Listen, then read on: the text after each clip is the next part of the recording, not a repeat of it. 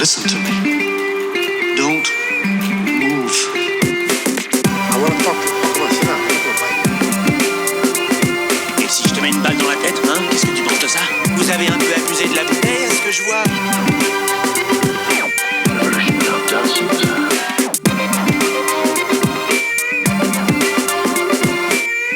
The security of this nation depends on complete and total compliance.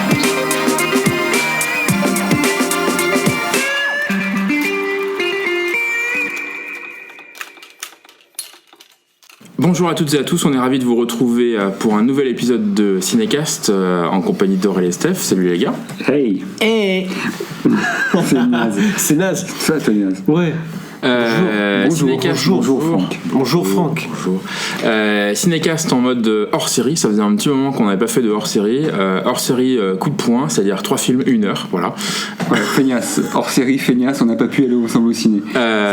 C'est hors-série, beaucoup de boulot, pas beaucoup de temps et beaucoup de sorties, ce qui fait qu'effectivement on est allé au ciné, mais un peu chacun de son côté. Enfin, on s'est vous, dispersé. Les Poetic Lovers, vous y êtes allés ensemble. Bah évidemment, nous on est fidèles à l'esprit du podcast.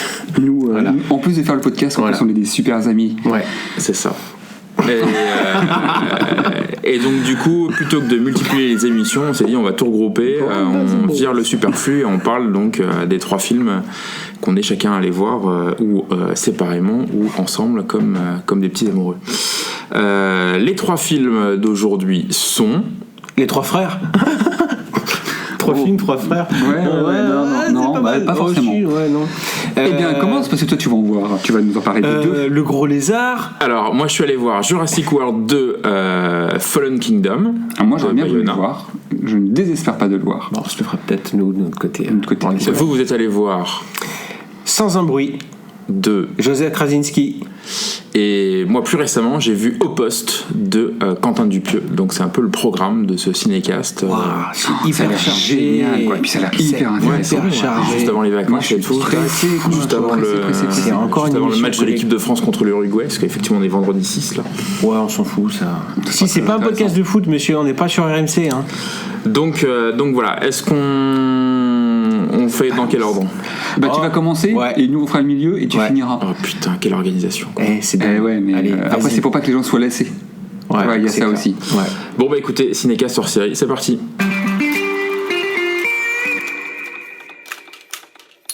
Donc, je commence. Ordre chronologique, Jurassic Park. D'accord. Point important, pas de spoil, puisque effectivement vous l'avez pas vu. Moi, Ouais. sans un bruit, je l'ai pas vu non plus. Ouais. Donc on t'es ne gentil. spoile pas pour. T'as combien sur toi? Sinon, il reste au poste derrière et je peux vous spoiler. Oh, oui, tu sais. On s'en va les couilles, on s'en va les couilles, on s'en va les couilles. Ouais. Tu sais, à mon avis, il y a moins de risques à ce qu'on soit spoilé, et moins d'intérêt à ce qu'on soit spoilé sur Au Poste que sur Sans un bruit. Eh ben. Parce que ah là, oui. mon pote, Je pensais qu'elle allait dire que parce que Jurassic alors là, Park. parce que quand même cette fin, elle est de barge, quoi. Ouais, elle est folle. Jurassic Park, c'est le deuxième du simili reboot de l'ami Colin Trevorrow en 2015. Cette fois-ci, de manière un peu étrange, ils l'ont filé à Juan Antonio Bayona ou José Antonio Bayona, je sais plus. Enfin, Bayona. Antonio. Sachant que le troisième Jean-Antoine Bayonne. prévu Jean-Antoine de Bayonne. prévu pour 2020 ou 2021, je sais plus. Oh, plutôt que ça, hein. c'est assez rapide. Hein. Ouais, je sais plus. Revient à Colin Trevorrow qui s'est fait gicler de comment dire, Ouais. de Star Wars 9 pour l'avoir un peu trop ouvert. Vous avez vu la bande-annonce ou pas? Oui. Je sais. Ouais, moi je l'avais vu. Tu l'as vu? Ouais, je l'ai vu. Il y a déjà qu'il y a des dinosaures. Alors, putain, quel cinécast au top de l'info. Attends, nous, le cinéma, on aime, on connaît. Donc Voilà. c'est vraiment un truc de On connaisseur. sait qu'il y a Chris Pratt, on sait qu'il y a Bryce Dallas Howard qui Ouais. revient dedans. On sait que. Eh ben non, moi je sais, il y a Bryce. Et moi, c'est vrai. et moi, de ce que j'ai Bah, tu compris, vois, il y a une première partie sur l'île et il y a une deuxième partie qui a l'air d'être dans un autre endroit, d'être dans la ville, puisqu'il y a des souterrains, il y a des choses comme ça. Regarde. Voilà, c'est tout ce que je peux dire. Et ben c'est le film. Voilà. Ouais, bon, bah voilà. D'accord. Oui, bon, Alors, bah, tu comprends dans le truc qu'ils retournent sur l'île pour aller chercher des dinos. Ouais. Ça, c'est clairement explicité, donc il y a pas. Parce que l'île est là-dessus, mal en on point. spoil rien. Voilà, il y a Non. notamment elle va faire paf l'île. Ouais. Ah, parce que donc j'imagine que c'est le volcan. Le qu'on voit volcan, c'est ça. D'accord. Blue Volcano. Ce qui fait qu'en fait, le film a clairement 2 actes. D'accord. Et pas forcément de 3e, ce qui est un peu chelou. Le fond, l'histoire est pétée de partout, mais vraiment pétée de partout. Et en fait, on comprend l'ampleur du bordel quand on voit les crédits de fin, puisque c'est Colin Trevorrow qui a écrit l'histoire, donc pas Bayona.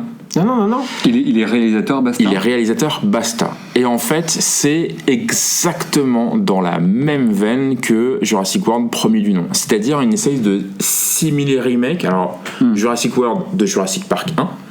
Et là, un peu du monde perdu. Oui, parce que t'as un retour sur l'île. C'est ça. T'as un retour sur l'île. Et en fait, le film se découpe vraiment fond-forme. C'est-à-dire que le fond... C'est tout le film est à l'image de la micro-scène dans Alien Covenant que tu as donc vu, Oui. en disant oh il y a des œufs, est-ce que j'y vais, est-ce que j'y vais pas, et t'es là en disant mais c'est pathétique en fait, on l'a déjà vu 30 000 fois ce truc, mais t'es con, pourquoi tu y vas, nous on sait ce qui va se passer. Donc en fait c'est le même sentiment mais sur 2 heures. Ah, c'est long quand Non, même. mais c'est ouais.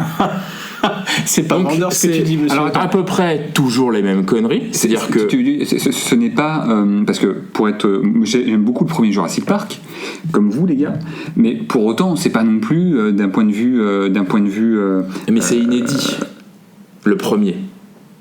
oui, mais tes rebondissements alors peut-être à la justesse de Spielberg, je dis pas c'est pas ça, mais je veux dire ça révolutionne pas le film d'aventure. game, voilà. Ah non. Tu vois. Donc là c'est même pas ça, c'est même pas ça le Bah, en problème, fait, c'est qu'il y a une collection surcouche. de scènes qu'on a en fait déjà vues. Donc effectivement, l'histoire, et je vais pas spoiler ce qui se passe, même si si vous avez déjà vu les précédents Jurassic Park, il meurt à la fin quoi. vous avez déjà à peu près tout vu. Oui. Donc effectivement, sur Isla Nublar, le volcan fout la merde, et il y a, mais ça dure même pas 30 secondes, il y a un débat pour savoir est-ce qu'on va ou pas chercher les dinosaures. Ah d'accord, certains- en fait c'est une mission de sauvetage. Certains considérant que ça fait quand même 3-4 films que chaque fois qu'on veut s'intéresser à ça, ça fout la merde. Donc il y en a certains qui disent les dinosaures c'était une connerie de les ressusciter. Là on a l'occasion de rectifier un peu le tir. Voilà, on laisse faire. Et donc Ouais, mais Chris Pratt, il est comme moi, il aime les animaux et il veut pas que ce notamment Blue. Et donc effectivement, soit il y a sur- une tu sais, équipe. tu te souviens, c'était le rappeur qui l'avait Non, dressé. on n'était pas obligé de regarder ça. Quoi? C'était le meilleur moment du film. Ah L'histoire oui. d'amitié entre Chris Pratt Et et les Blue, raptors. c'était moi, c'est ce qui m'a touché dans le film. Allez, vas-y, continue. Et donc en fait la première partie c'est qui dure la moitié du film quasiment, c'est l'opération de sauvetage. D'accord. Où Bayona en pleine lumière sur l'île, alors effectivement du coup en fait tu trouves tous les poncifs, le mercenaire qui va leur filer un coup de main, qui a une tête de mercenaire, Qui ressemble déjà effectivement Ah, mais attends, au les- c'était. après, je trouve que les Jurassic Park, c'est très balisé. Tu sais ce que tu viens y chercher. Ouais, c'est non, ça. Alors, Mais là, est-ce tu- que tu peux révolutionner totalement le Jurassic Park mais non, mais de toute façon, le but, il est pas fait. Non, mais c'est pour ça que moi, ça me avoir un dérange peu pas d'originalité. En fait, le truc c'est que moi non plus ça me dérange pas, parce que j'y viens, la mise en scène est forcément. Ouais. barjo. Mais barjo. C'est-à-dire que pour moi, malgré toutes les carences scénaristiques, où vraiment le film est pété de chez pété, en fait on les voit faire en disant mais les geeks, en fait avant ils l'ont déjà fait, ça a tourné à la merde, et là en fait vous refaites exactement la même chose, donc c'est complètement con. Mais tu sais que c'est ça l'humanité. Et le pire c'est qu'ils l'ont pas C'est une fait métaphore de la vie, dans les films antécédents, C'est là où t'as pas dans les compris les films choses. précédents où c'est d'autres personnages, c'est-à-dire qu'ils ont fait la même chose dans le film d'avant. C'est-à-dire qu'il c'est alors, il y a pas un ça. spoiler, parce qu'on le voit dans la bande-annonce, il reconstitue une nouvelle espèce de dinosaure méchant. Et mais en fait, vous l'avez déjà fait avant, c'était déjà pété. Et là, vous refaites la même chose. C'est complètement con. Non, cette fois, on va lire des trucs. Eh ben, figure-toi. Ah oui, évidemment. Eh ben, c'est ça. On a enlevé. Non, ça va. On a enlevé les dents. Il est édenté, celui-là. Voilà. C'est exactement ça. Quand tu as une queue coupante. Par contre, ce qui sauve le truc, On se dit que ça peut nous servir en mode bûcheron. Voilà. c'est la mise en scène qui est. Colin Trevorrow, tu colles les deux films à côté, mais rentre chez ta mère. C'est-à-dire que c'est fou. Et tu retrouves la patte Amérique du Sud, Quaron. Guillermo del Toro et compagnie, et tu sens que c'est les futurs entertainers d'Hollywood. Enfin, c'est fou. La première partie, ce sont les actuels. oui, c'est ça. Mais là, Bayona est quand même parti, toi, sur des films, toi, The Impossible. C'est des films qui sont pas confidentiels, mais là, c'est quand même gros budget et il se fait plaisir. Donc la scène budget, sur l'île, franchise énormissime. 3 milliards là, 3 milliards de rentrée. D'accord. Ça y est, depuis cette semaine. Donc bien le gars, et la première partie sur l'île, elle est folle, mais elle est folle, ça s'arrête jamais. Effectivement, les scènes ne sont pas très originales, mais ils trouvent toujours un moyen d'apporter sur la forme une originalité qui est dingue, jusqu'à une scène folle où voilà, effectivement le volant explose, crée un nuage de cendres qui recouvre toute l'île, et il y a des espèces qui restent sur place, qu'ils n'ont pas pu tout ramener, et t'as une scène avec un diplodocus qui est, alors toi on ne va pas le voir, Aurélien Ferrand ne va absolument pas le voir, ça n'est pas possible, dire que tu vas partir à ce moment-là. C'est en fait, ça marque la fin de Jurassic Park. L'île est détruite.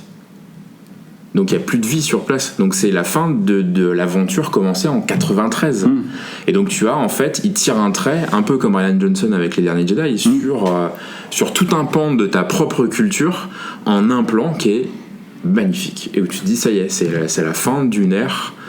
Sauf s'il retrouve encore une merde pour une nouvelle île comme on a pu faire il y sur en a plein, des petites îles. Hein. Regarde, il y a Belle-Île déjà. Oui, tu peux mettre du Dino. Donc la première partie, c'est ultra spectaculaire. Et t'as un plan séquence dans l'espèce de pod sous l'eau, qui est, tu sais, l'espèce de pod qui est dans le Jurassic World, qui est techniquement magnifique. Et puis il y a une vraie coupure. Et ensuite, on revient dans un manoir, donc où effectivement c'est la seconde partie du film, manoir gothique, de nuit, sous la pluie. Ah ouais. Et là, moi c'est cette deuxième partie qui me fait envie. Alors pareil, le fond est risible au possible. C'est-à-dire que la raison pour laquelle il s'y retrouve et ce qui s'y passe, il n'y a clairement aucun intérêt. Mais du coup, j'ai mon manoir qui est clairement en CGI, on va pas se mentir, qui n'existe pas. Tout est fait en studio. Et derrière, je maîtrise. Il n'y a pas de. Enfin, t'as des décors quand même. Oui, Guillermo nous le fait pour de vrai. Mais si tu veux, c'était pas le but de le maîtriser en fait. Lieu maîtrisé, c'est-à-dire que je l'ai construit, c'est pas un manoir dans lequel il a construit les pièces. C'est pas un personnage à part entière. Si, c'est un personnage. C'est pas le même type de personnage que pour Crimson Peak par exemple. Je pense à ça. Mais t'es un vrai manoir à l'anglaise. Crimson Peak. Un peu le manoir Croft si tu veux. Ouais. Oui. Ou le manoir Wayne. Mais qui, voilà, dans la nouvelle trilogie. Enfin, dans le nouveau Batman. Donc un bâtiment assez massif avec une bibliothèque, des ailes. Voilà. Et du coup, tu sens que le lieu il est complètement maîtrisé par Bayona. Et du coup, c'est hyper fluide. Voilà, tu montes. C'est un peu l'Overlook si tu veux quoi. Ouais. Le cadre est posé et là derrière il déroule. L'invasion justement de cette bestiole qui va pourchasser un peu tout le monde. D'accord. De nuit, sous la pluie, donc il y a effectivement la scène qu'on voit dans la bande-annonce, c'est qu'aurait mieux fait de pas y être. Je l'ai oublié dans Tais-toi. J'ai peut-être oublié. Dans la chambre d'une gamine, etc. Et en fait, tu retrouves tous les codes Amblin, c'est-à-dire que voilà, il y a une petite gamine qui se retrouve confrontée aux événements, etc. Après, il y a du fan service. Un peu poussif, mais tu sens que c'est. Oui, parce que de mémoire, dis donc, lapin, Jeff Goldblum. Ah bah oui, ouais, oui, deux scènes, il est assis. C'est pas un vrai retour, ma mère. Je non. Ah ouais, d'accord. Ah putain, il avait. Moi j'avais été. Je pensais que c'était plus que ça, moi. Non, c'est deux scènes. Enfin, c'est même pas deux scènes, c'est une scène qui est. Jeff Goldblum, Il est Bah sous-exploité maintenant. Bah, en fait, je pense qu'après le Son dernier grand rôle, c'est Independence Day. Hein. de 2. Oh merde, c'est quoi? Je l'ai vu, moi. Oui, Moi aussi, je l'ai vu au cinéma. Ah, on l'a payé. On l'a vu. On l'a vu Ah oui, au cinéma. c'est vrai. On l'a vu, Alors, on était le voir. Moi, On j'ai a payé, pleuré mais en des larmes VOD. de sang. Moi, j'ai payé en VOD. Attends, le premier dont tu pleurais des larmes Il de est sang pas aussi, moins arrête. mauvais que le premier. Avec la scène du bus. Oh, c'est quand même, putain, la scène. Ah non, il est Ah pas non, il moins est- mauvais. Il est pas moins Ah, mauvais. il est pas. Non, mais. Les non. gars, il est pas moins mauvais. Bon, bref, parenthèse Bon. refermée. Jeff Ah non, là, Goldblum c'est pas un était vrai in retour. your D'accord. heart. Yes. Jeff Goldblum. C'est pas un vrai retour. Mais il reprend donc le rôle de Ian Malcolm. C'est lui qui pose les questions, est-ce qu'on va sauver ou pas. C'est lui qui lance cette ouais, qui est très vite Je vois évacué. bien en fait. qu'une espèce de commission de. C'est ça. Ouais, d'accord. ok. Qui est très rapidement évacué. C'est ouais. dommage parce que ça pouvait être le. Bah, ouais, je trouvais intéressant Enfin, de développe, faire- Bah, de tu peux faire- pas tergiverser, à un moment donné, soit tu vas, soit tu vas pas, quoi. Et donc, Non, mais ça aurait été marrant, tu vois, de mettre ce personnage qui est un peu daté, qui est toujours un peu anticonformiste, qui est toujours un peu dans les pattes de stéréotypes, un peu comme son Chris Pratt, qui est le super-héros ultime. Enfin, tu vois, Chris Pratt, qui dans est le tout en film, sueur, c'est en Nathan muscle. Drake. Ah ouais. Ah ouais. Non, C'est- non. C'est pareil. C'est-à-dire que c'est les mêmes fringues. Alors, Nathan Drake, pour expliquer, c'est le héros de jeux vidéo qui s'appelle Uncharted, qui sont sortis sur PlayStation, Ah, voilà, qui parce que sont. là, pour moi, C'est les gars, un nouvel Indiana Jones. Ouais, ouais, sont, je vois. voilà. D'accord. Donc effectivement, c'est-à-dire que si Sony Pictures à un moment donné voit Fallen Kingdom, c'est Ils vont dire, c'est dis donc, c'est à nous, ça. bah, en fait c'est ça, c'est le même personnage, c'est la même manière de faire, c'est les mêmes fringues, c'est un cast, enfin c'est voilà un test pour Nathan Drake. C'est-à-dire que tu vois le film, tu dis oui bah effectivement faut l'embaucher quoi. C'est-à-dire que on peut pas faire autrement quoi. Bryce Dallas Howard elle est un ça passe peu, elle est très transparente parce qu'en fait très rapidement en fait c'est Bayona, c'est quelqu'un qui aime les monstres, donc qui filme les Oui, dinosaures. parce que, du coup, le simple retour, je l'ai pas trop lu, mais moi j'ai des retours qui pour l'instant correspondent à ce que tu dis, c'est-à-dire qu'en fait le mec, très clairement l'histoire s'en tamponne, Ah oui. Les persos il en a rien à foutre aussi, Il n'y a aucune évolution des personnages. Ce qui est intéressant pour lui en fait c'est de faire un truc sympa avec les dinos et de se marrer. C'est quoi. ça. Bah, Est-ce que tu ressors en disant putain, ouais, Mais c'est du ça. coup ça me Ah plaît, ouais. moi. Bon, bah voilà. Bon bah voilà. Après, on n'est pas là non plus pour Ah redemander. non, non, c'est juste que c'est dommage. Surtout parce avec que... une franchise comme Jurassic Park où tu peux pas Ah, je t'attendre. pense qu'il y a quand même moyen. Ah mais je dis pas. Oh non, mais plus maintenant. tu n'y vas pas forcément pour ça. Non, Tu n'y vas pas mais forcément pour ça. ce serait un plus qui serait quand même. C'est un actionnaire. Enfin, toi, ça filme avec des bêtes, quoi. À un moment donné, tu acceptes aussi. Alors, moi, j'y vais toujours en espérant trouver une forme. Le fond, il est ce qu'il est. Voilà. Pas Quoi. être trop exigeant je pense.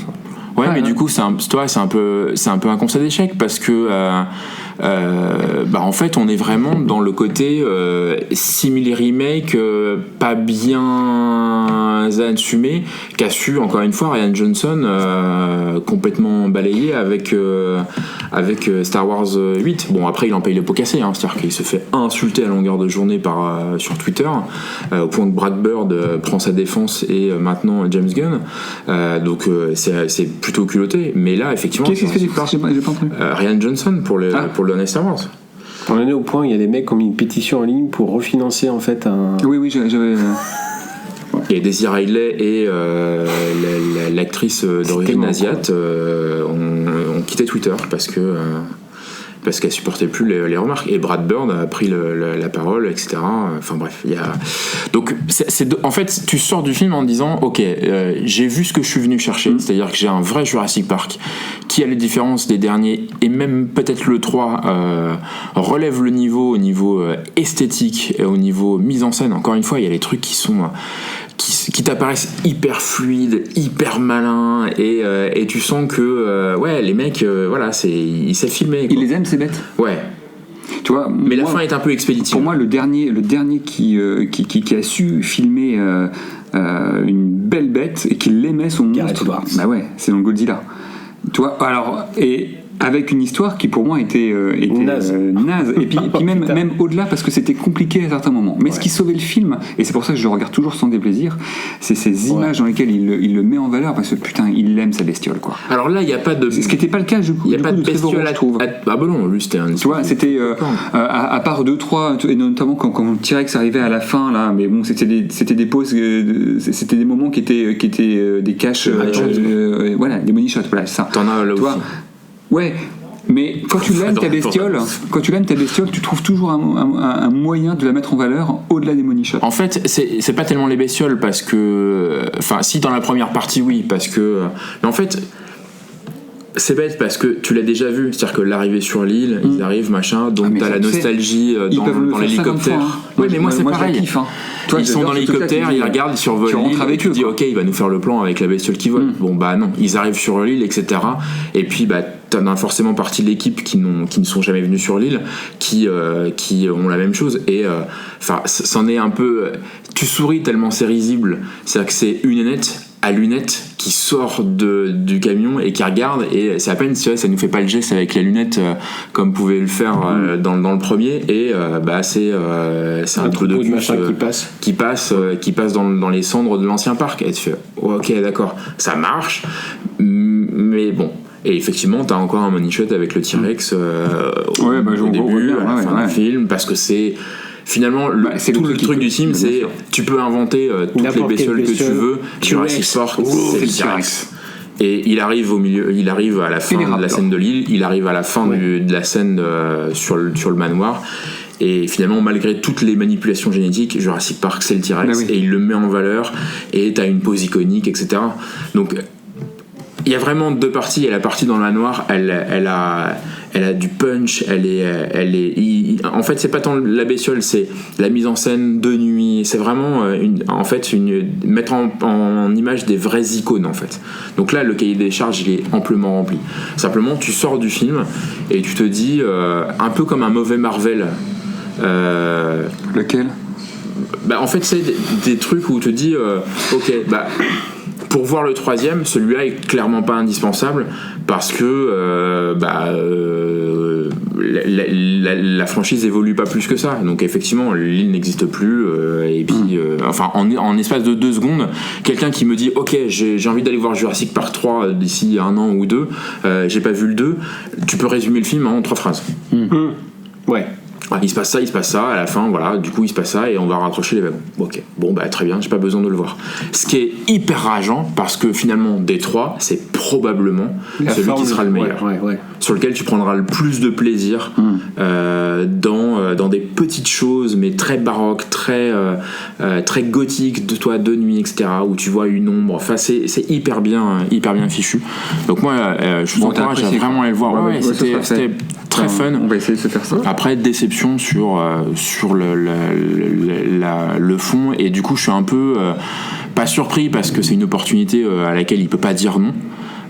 Et clairement on sent pas du tout Antoine n'a pas eu de nouvelles comme quoi le tournage était compliqué, il y a eu des reshoots, etc. Non. Mais parce que je pense qu'il a clairement accepté le fait que achète leur série de Mad, où en fait il explique clairement que s'il a accepté, c'est parce que déjà il avait hésité avec un Star Wars. On lui a proposé un Star Wars qu'il a hésité, mais il s'est pas senti capable. Voilà, enfin, il a reculé un peu, et que là, en fait, il le fait, en fait, tout simplement pour bosser avec Spielberg. Point barre.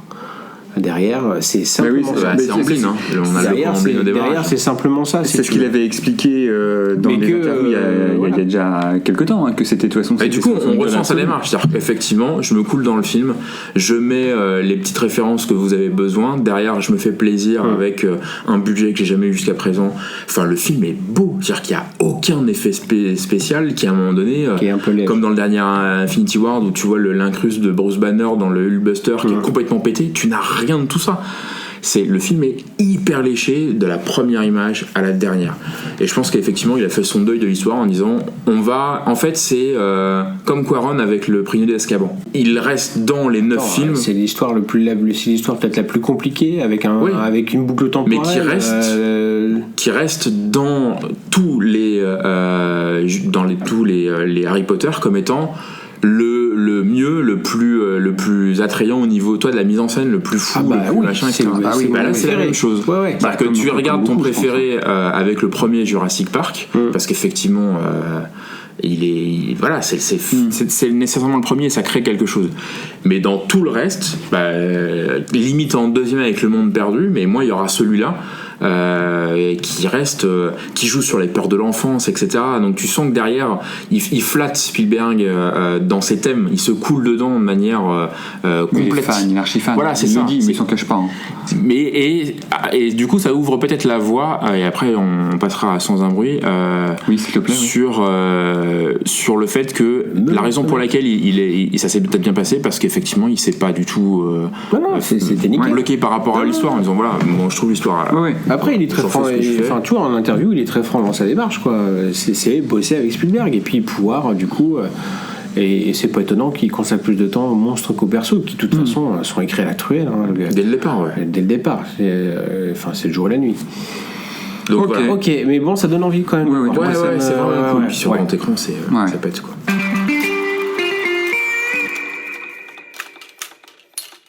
Deuxième film, les gars. Oui.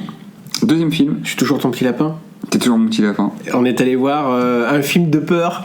Alors, sachant que c'est très compliqué pour moi, les films de peur, mais on voulait un peu parce qu'on avait raté Get Out l'année dernière. Et là, il s'est refait un petit espèce de petit buzz autour d'un film et d'un mec. Alors, est-ce que ça fait pas ce qui va être recherché, en fait? Qu'on va rechercher, toi, tous les ans, le petit phénomène horrifique. Ouais, toi, on a eu ça, on a eu Get Out. Ça, c'est pas pareil. Alors, je suis pas d'accord du tout. Ça, je suis pas d'accord du tout. Ça, c'est un vrai film de studio. C'est un gros projet. D'accord. Donc là, c'est le truc que personne n'attend et qui sort et qui fait son gros carton. Le film en lui-même, alors moi, j'en avais entendu parler dans la presse, mais sans savoir exactement ce dont on parlait, parce que voulant le voir, je m'étais protégé un petit peu du truc. Je savais qu'il y avait eu un buzz. Moi, je ne sais. Tu ne sais rien. Je ne sais absolument pas de quoi ça parle. Mais vraiment. Alors, c'est con. C'est très con, mon lapin, parce que même si, bien entendu, nous ne spoilerons pas le film, malgré tout, on va faire en sorte de pas spoiler, mais sinon je vous moi j'étais vierge. J'étais vierge de toute connaissance du film comme toi. Donc du coup, ah ouais. Bon. On pitch un petit peu c'est plus simple sans trop dévoiler. T'es dans un film en fait qui se passe dans un futur proche, je crois qu'on est en 2020. L'humanité a été décimée. C'est demain. A été décimée par des bestioles qui sont apparues sur Terre. Et tu comprends rapidement en fait que du coup. Moi je pensais pas du tout que c'était ça. Ah si. Tu pensais que c'était quoi? Je sais pas, Sans un bruit, je sais pas, j'étais pas parti sur sur quoi? Sur l'Institut Sourd? Ouais, non, mais ouais, toi, j'étais parti un peu là-dessus sur un. Ah bah non, ce serait chiant. Hein. Je vous ouvre une parenthèse et je vous laisse. Vous avez vu la bande-annonce de Paranoia de Soderbergh? Oui, on l'a vu au ciné. On l'a vu au ciné. Oui. Ouh. Ouais, c'est pas beau l'iPhone. C'est pas beau l'iPhone, mais. Non, mais ça nous a gratté. On s'est gratté. Il y a peut-être moyen quand même. Ouais, on est d'accord. Bon, allez, fini. Donc, du coup, très simplement, l'humanité a été décimée par des bestioles dont on comprend très très rapidement qu'en fait, elles réagissent au son. Elles sont aveugles et elles réagissent au son. Et toi, tu suis le quotidien en fait d'une famille qui vit du coup recluse un peu dans une ferme, dans une région type Wyoming, etc. D'accord. Tu sais, avec ces grands champs de maïs, blé, un peu à la cygne. Alors c'est plutôt du maïs, cette bête-là. Ouais, c'est ça. Plutôt à la cygne, un peu les grandes fermes, les machins, un peu ça, avec des grands silos. Enfin bref, c'est un peu dans les montagnes aussi. Et donc tu suis ce qui se passe, c'est-à-dire comment en fait est-ce qu'ils survivent, leur quotidien, sachant que on arrive dans le film par une scène d'exposition ultra efficace. Après, une fois l'invasion entre guillemets faite, c'est-à-dire on arrive, tout est déjà fait, on t'explique pas les trucs. En fait, si tu veux, t'as une première séquence. Donc t'auras un Sans un bruit 2 Origins. Le truc qui est pas mal, c'est que en fait, tu commences la scène d'exposition commence au 79e jour. Il se passe ce qui se passe dans la scène d'expo, et ensuite tu bascules au 492e. Donc c'est bien plus tard, et donc tu les vois vivre dans leur quotidien avec cette menace de s'il y a un bruit, potentiellement il y a des bestioles qui se pointent. Voilà. Et donc cette menace, tu l'apprends. Tu apprends tu apprends comment est-ce qu'elle intervient et de quelle manière pourquoi elle est si dangereuse à un moment dans le film. Et puis après, forcément, t'as une famille, t'as des bestioles autour, tu dis qu'à un moment donné, il se passe une merde. Oui. Et puis voilà. Donc, Chérie, ça va trancher. Chérie, ça va trancher. Donc voilà, le pitch en lui-même. Alors.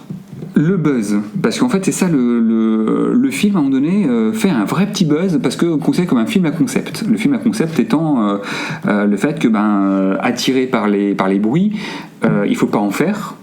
Et donc tu as des acteurs qui jouent beaucoup sur le langage des signes ou chuchoter mais de manière extrêmement légère. Donc c'est extrêmement oui. Il y a pas si tu fais tous les dialogues, c'est à 80% même 90% des dialogues soit chuchotés sont de la langue des signes. Ah oui, donc ils ont les bestioles ont une ouïe. Moi j'étais parti sur non, on peut parler mais il faut pas. Non, j'ai fait tomber la casserole. Non, tu ne tires pas sur le doigt de quelqu'un. Non. Tu vois par exemple le truc qui t'expose un truc très sympa, c'est qu'il joue au Monopoly. Il lance les dés sur un tapis qui est très épais. Les dés, en fait, ils sont remplacés par des petits trucs qui sont tricotés en laine pour déplacer très doucement. Pour éviter de faire le moindre bruit. On en est là, en fait, si tu veux. Le moindre truc qui tombe. Sachant que si elle tombe dessus, tu peux pas te défendre. Quoi. Ah non, c'est un genre de truc qui te défonce. Les bestioles en 30 secondes. sont costaudes. Ouais, très clairement. Non, t'as très peu de chances de. Très clairement. Il y a un peu de zeste. Du coup. Oui. Alors, sachant que une des particularités et qui fait aussi l'intérêt du film, c'est que c'est une famille avec les parents et les enfants, et un des enfants est donc c'est la plus grande, elle est sourde. Donc à certains moments, le son passe. Enfin, c'est ce que elle quand tu adoptes son point de vue, en fait, t'as même plus, si tu veux, les sons extérieurs. Quand la caméra, t'as un vrai silence. Quand la caméra est sur elle, du coup, tu adoptes également ce qu'elle entend, toi, de manière intradiégétique. Ouais, tu vois. D'accord. Exactement. Donc, ce qu'elle entend dans le film, c'est ce que toi tu entends. Mais comme elle est sourde, t'entends rien. Voilà. Donc, le buzz, il est là sur la façon dont on peut jouer avec pas faire de bruit, machin. En fait, je trouve que en soi est pas hyper original. Alors qu'il y a un concept poussé à son paroxysme. C'est pas très original. Et puis en fait, très clairement, en plus, le bruit les attire, machin. Oui, mais alors là, on l'a vu dans plein de jeux vidéo. T'as un degré qui est poussé supplémentaire. Là où, alors très clairement, moi je trouve que le film fonctionne. Il est efficace. C'est-à-dire que tu y vas également sans chercher le film concept à fond. Ça fonctionne. Vraiment, moi j'ai trouvé que t'as des moments où tu bondis. Il y a de la tension. Aurel à côté, mais je te dis, putain, les bons. Tous les marqueurs, je les ai faits. Tous les trucs qui met en place. Mais tu sais, en plus, tu le sais quand ça va arriver. T'es là, tu dis, voilà. Et ce con, 3 mètres de haut. Oh, je prends ma douche, il y a de la buée sur la glace au-dessus des lavabos. Ça fonctionne à fond. Mais c'est génial. Il m'a fait la même à la version longue de Shining, film qu'il connaît sur le bout des doigts. Et je le regarde en disant, mais tu le sais qu'on va aller voir les jumelles. Oui, mais ta gueule, mais tu le sais quand même. C'est pas possible. Ça fonctionne. Mais c'est sûr. C'est un plaisir du coup d'aller voir ce. Mais j'étais hyper content parce que l'achievement, ça reste quand même le remake de Evil Dead. Non, c'est pas la même chose. Non, parce que là on est sur du jumpscare. Donc c'est en cela que c'est efficace. Toi tu n'aimes pas le jumpscare et tu n'aimes pas ce qu'est Cravate non plus à un certain point. Et là c'est pas. Je suis très à l'aise avec le gore. La deuxième partie d'Evil Dead, moi j'étais comme un poisson dans l'eau. Oui, parce que la première m'a foutu beaucoup les boules. En plus c'est de la possession, machin. Enfin bref, là on s'égare. Là voilà, c'est ça. Là ce que j'ai trouvé cool, c'est si tu veux, il révolutionne rien. On est bien d'accord. Chacun y trouvera des références, des choses qui ont déjà été faites, etc. Et c'est pour ça que le buzz, du coup, à mon avis, est pas du tout mérité. Comme Get Out. Peut-être, j'ai pas vu. Non, Get Out est un film de petit malin. C'est différent. C'est un film de scénariste. Oui, mais beaucoup ont dit ou tout ça pour ça. Ouais, ou comme Grave. Ah, peut-être. Beaucoup ont dit que Grave. Il y avait un gros buzz sur Grave et quand le film est Grave, le film de de Ducournau. Ah ouais, non, mais ça c'est un film. Je reviens à votre truc de départ, c'est-à-dire qu'il y a de plus en plus de petits films de genre, on va les appeler comme ça, qui effectivement sont auréolés d'un bouche à oreille, enfin pas forcément d'un bouche à oreille, mais d'un buzz, c'est ça. Get Out, Grave, celui-là, et finalement il y a plein de voix qui au bout d'un moment s'élèvent en disant que Grave, le film n'était pas plus intéressant que ça, mais c'est devenu une bête de festival. Oui. Ouais, mais ce que tu n'as pas. Que Get Out, c'est comme tu dis un film de petit malin, mais ça méritait peut-être pas. Ça mérite pas les récompenses, mais par contre ça mérite vraiment que ça mérite le coup d'œil, etc. Non, ça mérite l'aura qu'il a. Ouais, je trouve que Get Out. Et là, du coup, est-ce qu'on n'est pas là sur on met le buzz parce que ça fait du bien de mettre le buzz sur un petit film. Mais non, parce que si tu veux, au bout d'un moment, moi je suis toujours partagé sur ce genre d'analyse, parce que au bout d'un moment, si tu veux, personne ne vient mettre un flingue sur la tempe des gens pour y aller. Oui. C'est-à-dire qu'il y a quand même un engouement qui fait que le film plaît. Oui, mais plaît au grand public, je pense. Oui, il plaît au grand public. C'est-à-dire qu'il amène un public. Mais tant mieux. Mais je pense que tu vois, moi j'y serais pas. Tu vois, pour des gens qui me ramènent des gens comme moi. Pour des gens qui ne sont pas versés dans le genre. Pas forcément voir une production Bloom. Tu vois, genre Annabelle ou machin. Mais non, mais t'irais voir du Shyamalan, oui, plus. Mais encore une fois, parce que moi, Shyamalan, ça me raccroche à autre chose. Mais moi, en tant qu'amateur de genre, ce film-là, le buzz, tu te dis ouais. Non, autant je peux le comprendre sur Get Out parce que il amène un truc, il lit bien les questions sociales et puis le fantastique et un petit peu plus original. Oui. Le film il fonctionne. Maintenant, est-ce qu'il mérite le buzz ? Mais moi, non, clairement pas. Ouais, mais il est efficace. Je suis pas sûr parce que moi je trouve je suis pas tout à fait d'accord non plus là-dessus, parce que moi je trouve que c'est un film qui est hyper sincère en fait et qui te prend jamais pour un con. À jamais. Il est respectueux du genre. Il peut être très maladroit à certains moments parce qu'il y a des choses qui sont pas très fines, notamment dans les explications quand fournies sur le contexte. Il y a des choses qui sont un peu faites à la truelle. Mais bon, c'est un premier film. Si je peux me permettre là-dessus, on en avait discuté parce que du coup là on est un petit peu hors contexte. Ce classique. On a vu les films il y a quelques jours. Le truc, c'est que du coup, comme on disait tout à l'heure, on arrive au 79e jour. Toi, c'est le panneau, 79e jour. Donc, tu arrives, et tu es tout de suite dans ce qui se passe. Donc, tu suis les gens, tu dis qu'est-ce qui se passe. Donc, du coup, tu n'as pas de scène d'exposition. La scène d'exposition vient après cette première séquence, et elle vient par le truc qui est absolument horrible, je trouve, et du coup t'en conviens aussi, c'est le père de famille qui collectionne les journaux.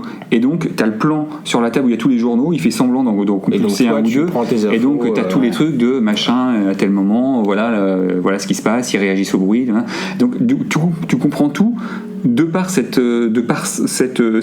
scène, ce plan, c'est presque un plan, ou deux plans sur des journaux. Donc le truc, si tu veux, t'es là, les mecs, dans ces cas-là, tu m'aurais fait un fond noir avec un texte. Soit vous faites une exposition, une vraie scène d'exposition, et dans ces cas-là, ok, soit vous me dites rien, et j'accepte en fait de rien savoir de plus que éventuellement 2-3 éléments, et en fait ça me suffirait. Là, c'est un petit peu. Bah, tu sens bien qu'il est. Voilà. Mais encore une fois, c'est un premier film. Mais c'est des petites choses comme ça. Après, sur le reste, je veux dire, il y a une chose qui est top, c'est dire que le casting est génial. Oui. Donc, lui, c'est le réal joue dedans, c'est Joseph Krasinski. C'est le père, c'est ça ? Ouais, c'est le père.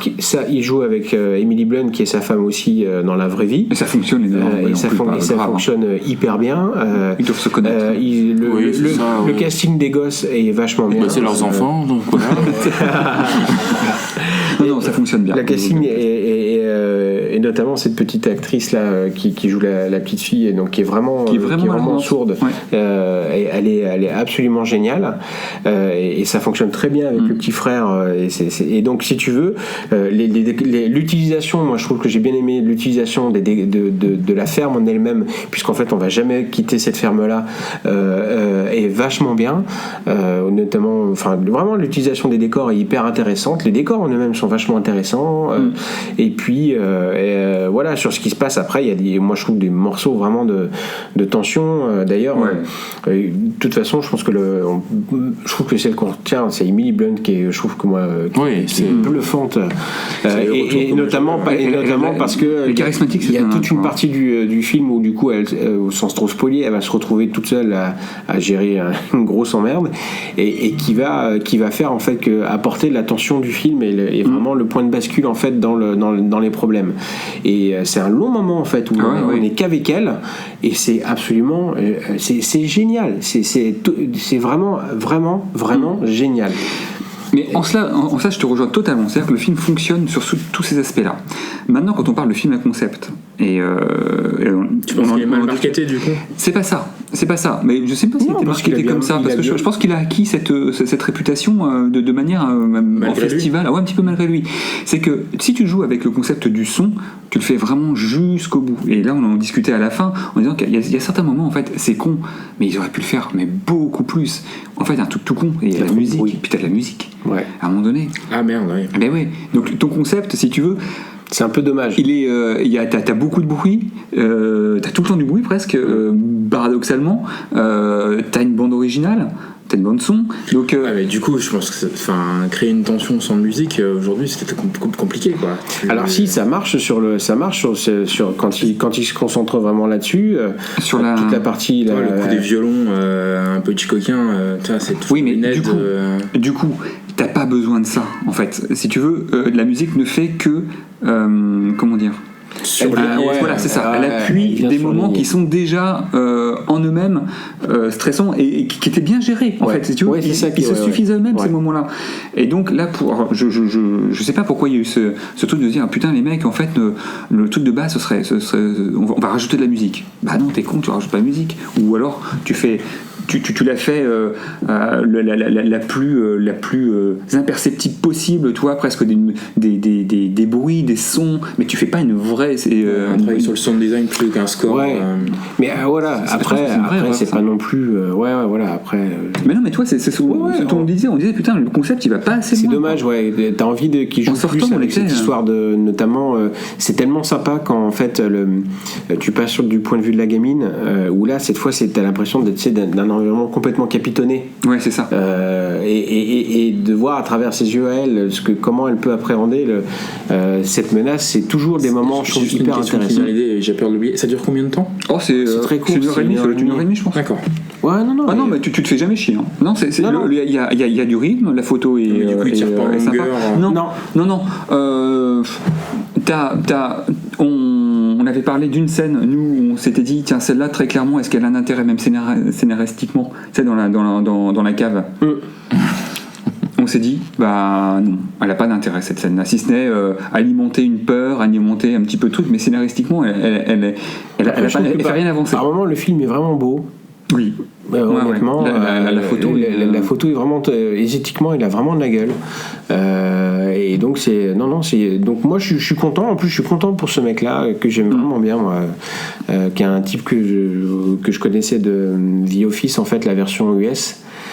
Qui est quasiment le second rôle, mais au second rôle hyper important derrière Steve Carell, parce que c'est à travers lui qu'on rentre en fait dans cette entreprise et qu'on fait la connaissance du personnage qui arrive sur Netflix, je crois, non? Non, c'est vrai. US. Alors il est sur Amazon. Non, en fait, non. Alors je pense pas que Netflix. J'ai cru voir. Non, là c'est Amazon qui vient de racheter The Office. The Office. Mais US. Et on a cherché justement, parce qu'on a discuté avec Aurélien, et le The Office il est sur iTunes, n'est plus dispo, on n'arrive pas à le trouver en France, en tout cas hors Blu-ray, DVD, le The Office. En tout cas, j'ai reçu, moi je suis abonné Amazon Prime, donc c'est comme ça, mais j'ai vu un mail passer en spam me disant The Office arrive sur les plateformes de VOD. Enfin voilà, en tout cas nous on a passé un bon moment. Ouais. Non, c'était bien.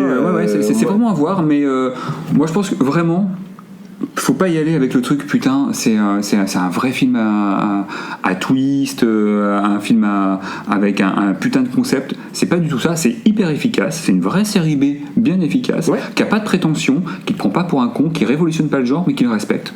C'est impeccable. D'accord. Et puis il y a beaucoup de bonnes idées, je trouve, dedans. Alors du coup il y a un 2 qui est en préparation parce que la fin est assez ouverte. Vu le carton. C'est compliqué. Fausse bonne idée. Bah ouais, peut-être. Parce que est-ce que je pense que ça suffisait. Parce que normalement le concept il fonctionne plus aux 2. Voilà. On va voir comment est-ce qu'ils peuvent. Je sais pas trop ce qu'il va faire. Allez, voilà. On va faire le 3e film. Ouais.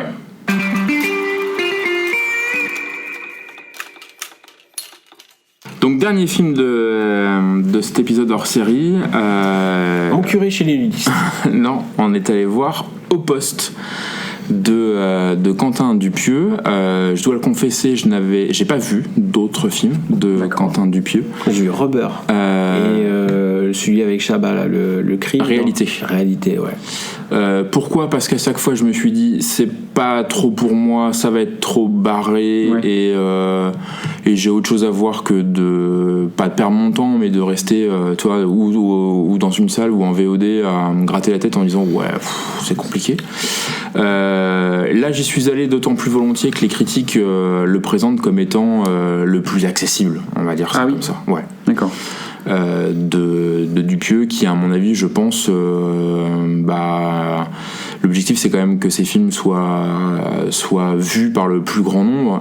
Je crois que son plus gros carton c'est Steak, mais parce que c'est Eric et Ramsey, et que je crois qu'il a fait 300 000 entrées, mais qu'en général il flirte avec les 80 c'est confidentiel, et c'est particulier, hein. Enfin, moi j'avais vu le Wong Cops, c'était ça le Wong Cops que j'avais vu, et puis j'avais vu le Steak aussi.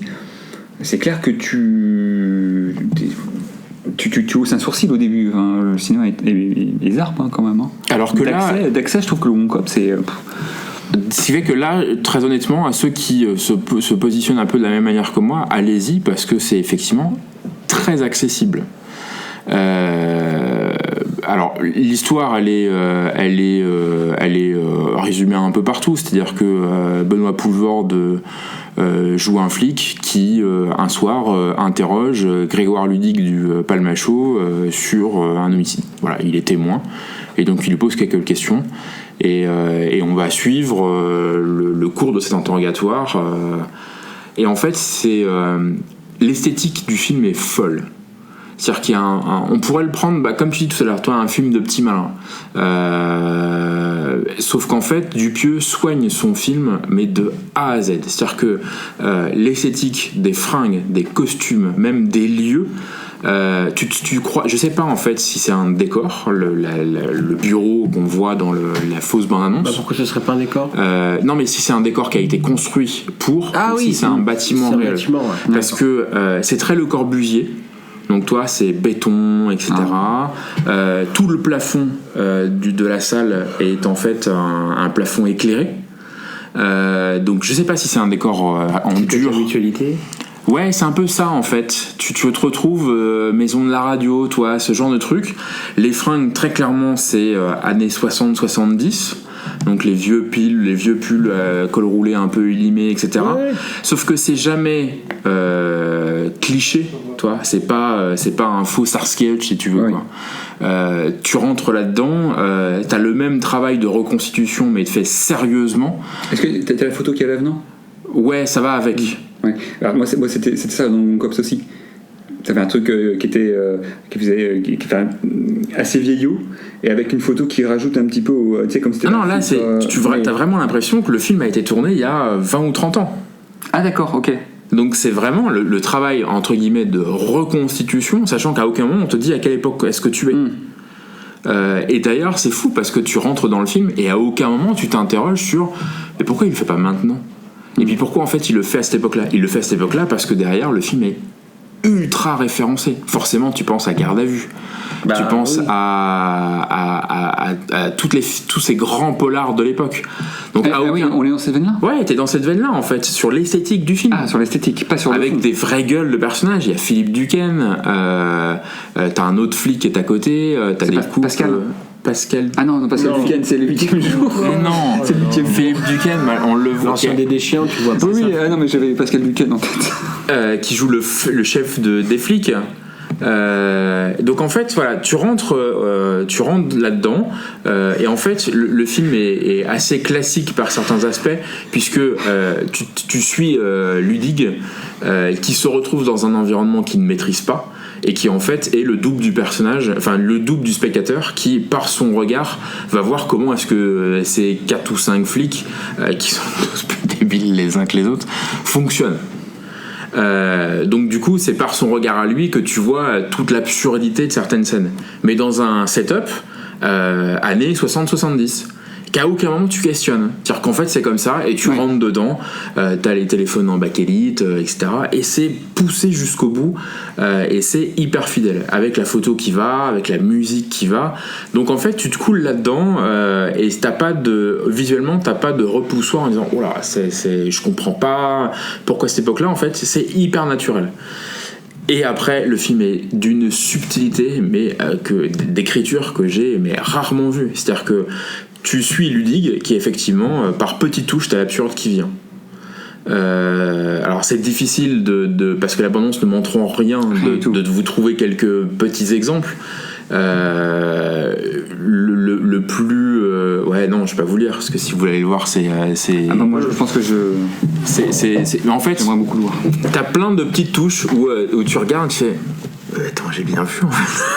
Mais qu'est-ce qu'il fait là, tant sur le visuel que sur la forme. C'est-à-dire que t'as des digressions de Poulvord, alors que du coup qui s'en donne à cœur joie et qui démontre tout son talent au point que parfois Ludig se pose en spectateur de Poulvord, et où tu sens dans son regard en disant ok, je pourrais jamais faire ça, mais qui en même temps sert le personnage qui, n'étant pas habitué à se retrouver dans cette situation-là, il est un peu en état de sidération face à ce flic qui lui pose des questions qui sont parfois compliquées et qui te pose avec un naturel de dingue.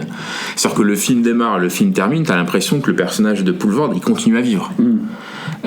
C'est dingue, il est formidable dans le film. Donc lui qui est un peu en retrait, c'est-à-dire que il joue vraiment cette porte d'entrée en disant mais putain, mais pourquoi il me pose ces questions-là, et puis un peu comme il a pu le faire dans certains sketchs, tu vois, cette espèce de truc en disant mais toi tu l'imagines assez bien réagir, c'est-à-dire que le rôle est hyper bien casté, tout en ayant lui-même, et c'est là où la subtilité se met en place, lui-même un comportement qui est finalement tout aussi barjot qu'eux, mais qui l'interroge jamais parce que c'est le sien.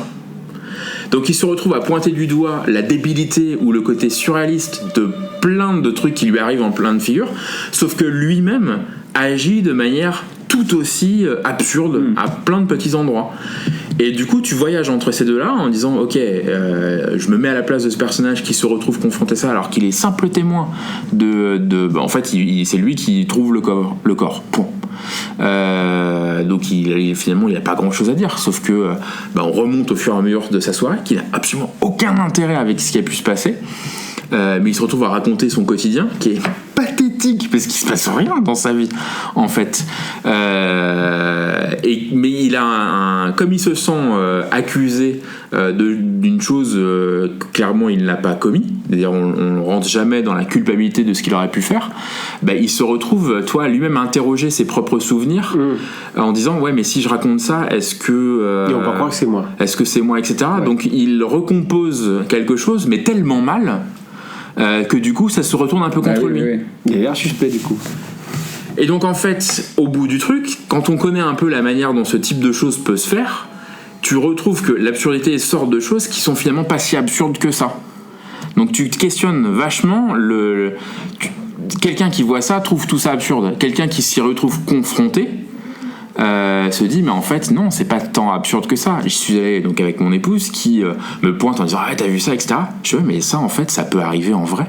Le fait de bon allez on reprend, ouais mais je vous ai déjà répondu pour la xème fois sur ce truc, ah on va reprendre depuis le départ, et le mec il dit non mais attendez je vous ai déjà, ça c'est clairement quelque chose qui survient dans la vraie vie. Donc en fait tu mêlé à tout ça, et puis après t'as effectivement des vraies absurdités, par exemple Marc Fraisse qui est exceptionnel dans le film, qui joue un subalterne de Poulvord qui a une déformité physique auquel d'ailleurs Dupieux va tourner autour, etc. Et cette déformité-là, elle est clairement dans l'absurde, c'est-à-dire que c'est pas possible dans la vraie vie. Tu l'as aussi sur du langage, t'as une phrase, toi, c'est comme ça, la phrase elle revient, donc il tourne autour. Le film fait 1h13, c'est hyper resserré. Mais ça fonctionne à plein, mais parce que l'absurde vient vraiment par petites touches, avec ce personnage. En fait, la construction est hyper maligne parce que tu te focalises énormément sur Poulvord qui quand il incarne vraiment, avec clairement la position qui est une construction très habituelle d'avoir ce personnage un peu neutre qui permet en fait au spectateur de rentrer dans le film, qui est ludique mais qui est finalement tout aussi absurde et capable de choses tout aussi barges que les autres, mais sans lui-même s'en rendre compte parce que finalement il le fait pour se défendre. Et puis t'as toute une petite collection de personnages mais qui sont extrêmement resserrés. Le casting, je crois que c'est une dizaine de personnages tout et partout, qui ont toute une petite particularité, que quand ils rentrent ils ont un aspect de normalité mais il suffit qu'il ouvre la bouche ou quoi que ce soit pour que le film reparte dans un truc. Et finalement, ce qui est fou, c'est qu'en 1h15, il ouvre des boucles qui referment, toi, constamment, tac, tac, tac, tac, tac, et à la fin du film, c'est un tout. Alors qu'il a abordé plein de thèmes, plein de références, y compris visuelles, de tous ces films polars, etc. Donc c'est pour moi une vraie performance qui est géniale, parce que clairement c'est sur un thème qui est quand même plus trop vu au cinéma. C'est-à-dire que c'est vraiment les polars des années 60, 70. Il y en a certains, toi, quand on a des polars à la française qui s'en font référence, toi. On a fait comme les films de Melville, comme tout ça, sauf qu'en fait, finalement pas tellement, c'est plus une caution. Lui est clairement dedans, donc la forme peut être un peu repoussante pour ceux qui sont pleinement dans la modernité des polars, mais ça, c'est une vraie construction, et c'est pour moi a priori son film le plus simple à voir, peut-être. Le plus simple à voir, parce que tu sens que c'est une construction qui fait que là tout est maîtrisé, toi. On lui a dit, écoute, lève peut-être le pied, ou lui-même d'ailleurs, lève le pied un peu sur le côté complètement barré, et voit que par petites touches, alors j'aime pas dire ça, mais un peu de maturité dans la conception de son truc. Ça peut fonctionner aussi. Ouais. Et du coup, tu perds pas les spectateurs là-dessus. Et comble du chose, alors nous on est allés le jour de la sortie, c'était la fête du cinéma, la salle était pleine. Et les gens sont ressortis enthousiastes. Ouais, non, ça a l'air de bien fonctionner là. Enthousiaste. Et c'est vraiment un film à voir, et même si c'est 1h10, etc., sur grand écran, ça fonctionne parce qu'il a aggloméré. Mais après, c'est une comédie en fait, non ? Bah en fait, en soi, tu vois, quand t'as Garde à vue comme Garde à vue, c'est pas un film drôle. C'est un film, alors qui a des moments d'absurde parce que des moments de un peu d'humour, mais qui sont via le personnage de Serrault, et parce que du coup la proportion que prend cette garde à vue toute simple à l'origine et comment dire, voilà, enfin pour ceux qui l'ont vu, t'as des moments qui sont comme ça, mais tu restes quand même dans un film tendu. Tu restes quand même, voilà, on parle d'un meurtre, c'est sa femme, on pense que c'est lui, c'est pas très léger si tu veux dès le départ. Bah en fait, c'est présenté dans la bande-annonce comme étant la nouvelle comédie de Quentin Dupieux. Oui. Je pense que le marketing le vend comme une comédie, justement pour que le public par le côté pas austère mais un peu daté du visuel, qui, quand t'es amateur du cinéma, est hyper riche et hyper intéressante. Et au bout du film, je dis c'était vraiment malin de le situer à cette époque-là et pas moderne. Après, c'est une comédie par l'absurdité des situations, en fait. Voilà, effectivement. Mais c'est comme ça qu'il fonctionne. Je veux dire, c'est pas des comédies françaises. Non. Comme on peut les en voir beaucoup. C'est ça. C'est plus vraiment de la situation. Oui. T'as une science dialogue entre les deux, entre Ludig et l'autre, mais pas. Les dialogues sont pas là pour être drôles. C'est plus une situation que Ludig reçoit. Oui. Et en fait, ce qui est fou, c'est que là où Ludig, c'est peut-être le seul décalage qu'il peut y avoir, mais ça crée l'émulsion, c'est que Ludig se trouve quand même dans une situation où, au démarrage du film, moi c'est peut-être ça qui m'a un peu réfréné au départ, tu t'attends à ce qu'il la ferme, à ce que face à tout ça il la ramène pas. Sauf qu'en fait le mec au démarrage est tellement persuadé, et d'ailleurs il n'arrête pas de le dire, mais moi je suis innocent, que dès qu'il se retrouve confronté à quelque chose, il le dit. Il n'a pas peur de le dire parce qu'il est pas je suis accusé, donc je suis dans le calcul, je dis rien, j'attends que ça se passe. Oui monsieur, il n'a pas peur en fait parce qu'il a rien à se reprocher. Oui, il est innocent et il la répète tout le temps.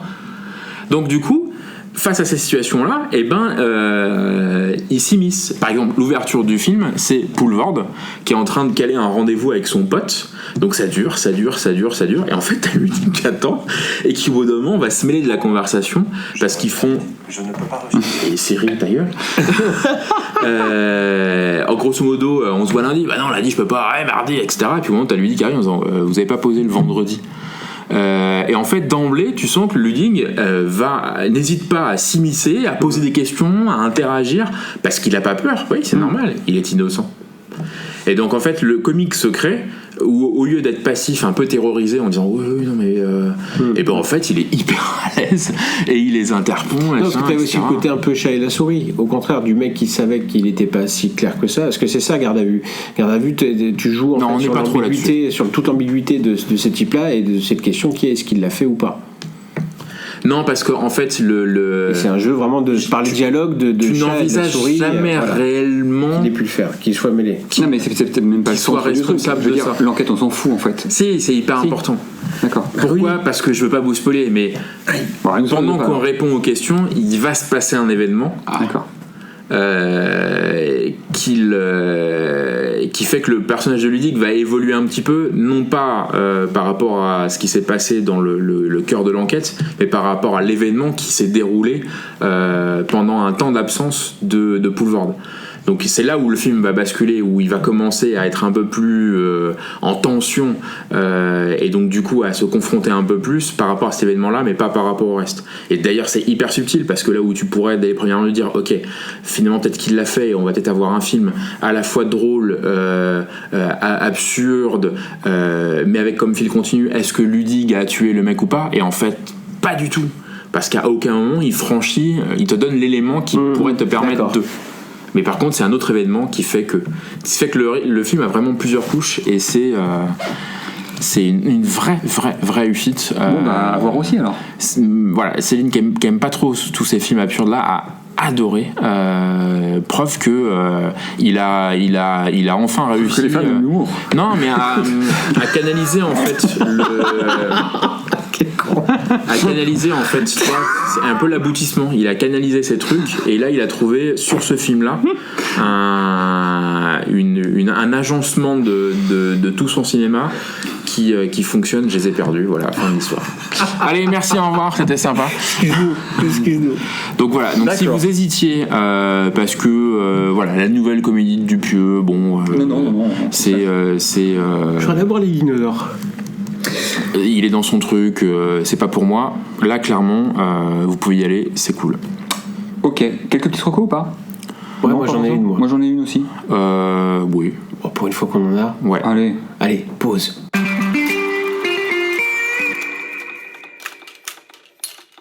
Allez, vas-y. Alors, Rocco, t'en avais une là, mon petit lapin.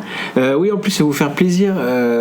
Comme on parlait de Jurassic Park, ça m'a fait penser à John Hammond, donc en fait, qui est Richard Attenborough, qui en fait n'a pas fait dans sa vie que le comédien.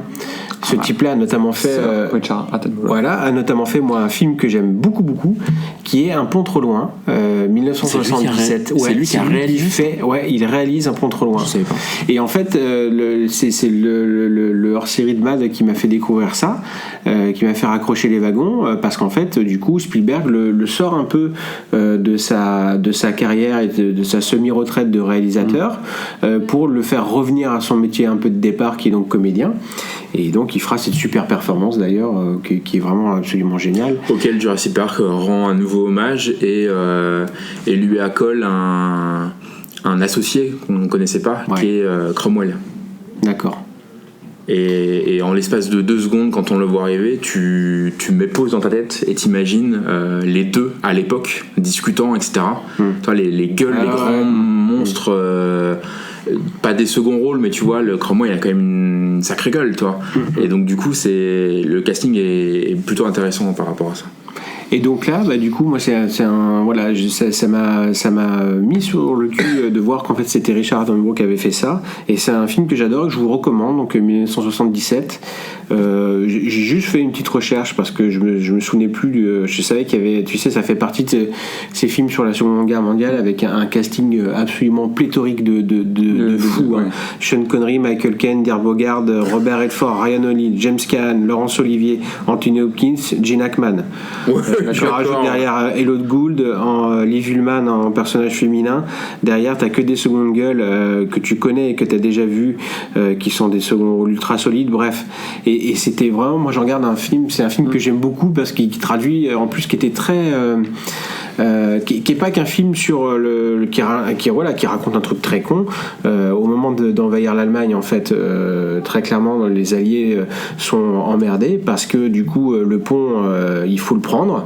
Et c'est un jeu de tension entre les Allemands qui sont d'un autre côté, qui sont prêts à détruire le pont et qui doivent aussi rester et maintenir leur position. Et en face, les Alliés qui doivent veiller à surtout garder ce pont intact pour pouvoir voilà. Et c'est, en fait, c'est un film qui traite finalement de l'absurdité un peu de tout ça.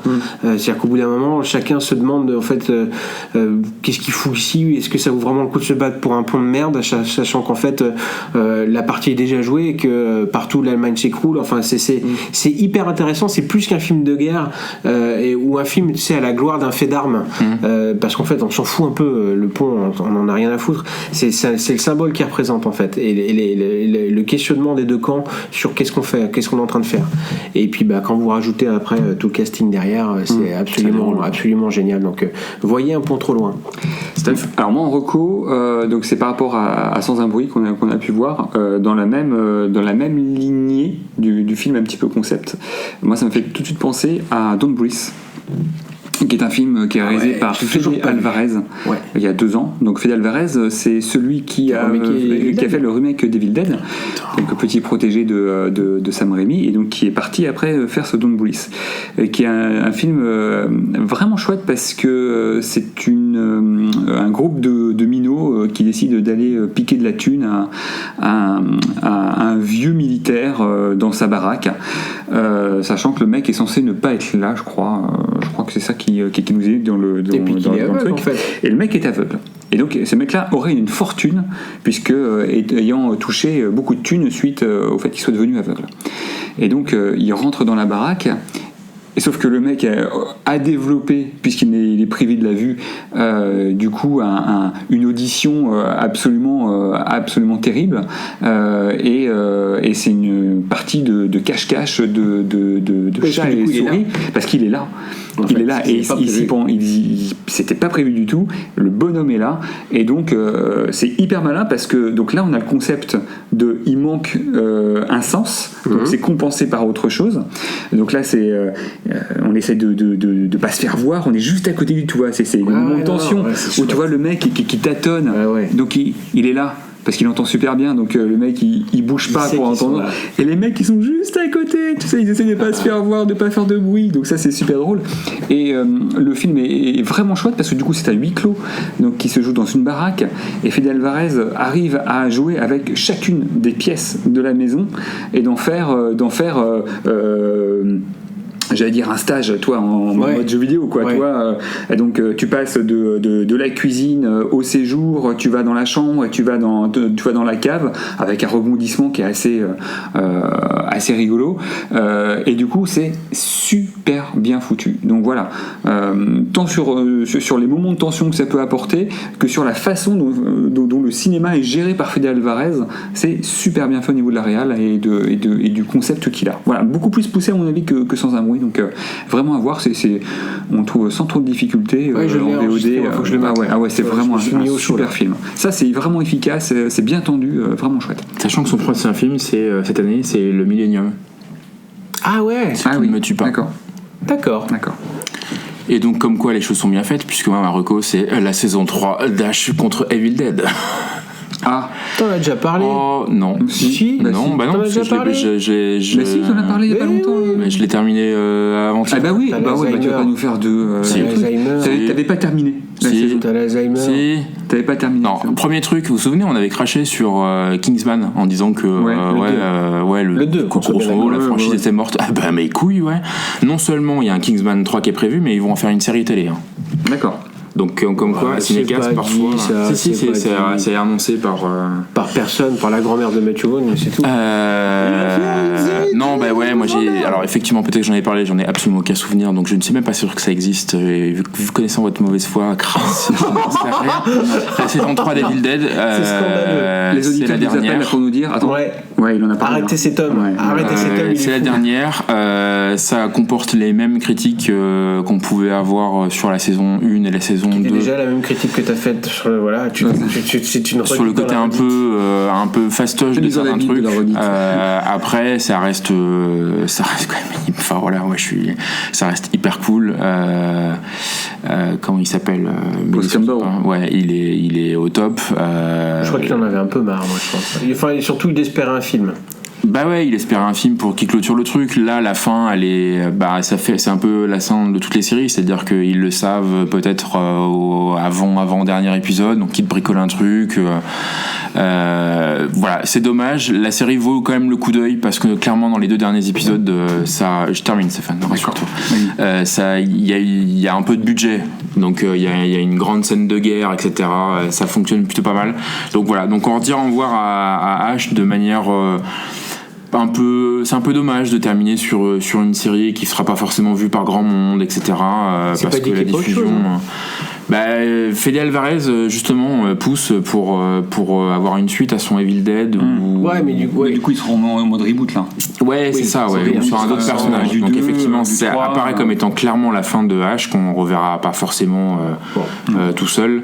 Donc c'est un pan de la culture ciné qui s'en va. Donc c'est toujours dommage. Mais si vous avez l'occasion de jeter un coup d'œil. Sur 30 ans quand même. Non mais après c'est regardable mais c'est plus que regardable. C'est très très cool. Mais ça tournait ça tournait quand même beaucoup en rond. Moi qui suis fan pourtant des films, je t'avoue que moi j'ai pas accroché plus que ça. Mais la première est chouette, la première saison. Ça manque de ça manque de. D'accord là-dessus. Mais oui, pourquoi en fait ? Pourquoi vous faites ça ? Pourquoi là c'est du fan service.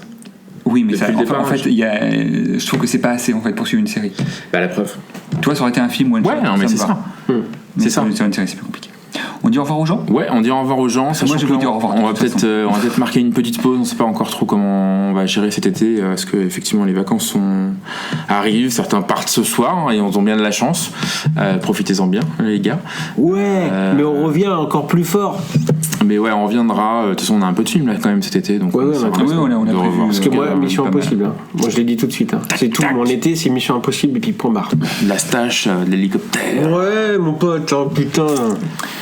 1er août.